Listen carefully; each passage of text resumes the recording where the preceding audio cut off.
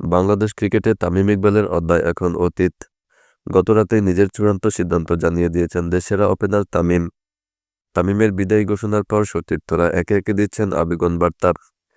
অধিনায়ক নাজমুল হোসেন শান্তও নিজের ফেসবুকের পাতায় তামিমকে নিয়ে লেখেন খোলা চিঠি।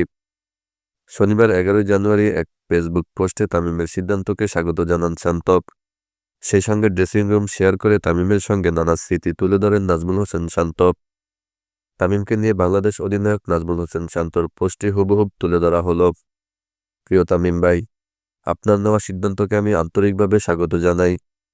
2016 সালে আবাহনীর হয়ে প্রথমবার আপনার সঙ্গে ড্রেসিং রুম শেয়ার করা থেকে শুরু করে জাতীয় দলে একসঙ্গে খেলার সুযোগ, আপনার কাছ থেকে শিখেছি অসংখ্য কিছু।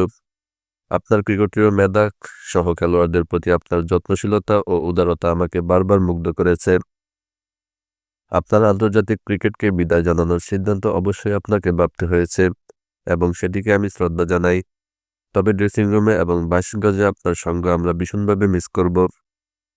আমি গর্বিত যে এমন এক কিংবদন্তি ব্যাটারের সঙ্গে ড্রেসিং রুম ভাগ করে নেওয়ার সুযোগ পেয়েছি এবং জাতীয় দলে আপনার সঙ্গে খেলতে পেরেছি। দোয়া করি আন্তর্জাতিক ক্রিকেট থেকে বিদায়ের সময়গুলো আনন্দময় হোক। ভালো থাকবেন তামিম ভাই।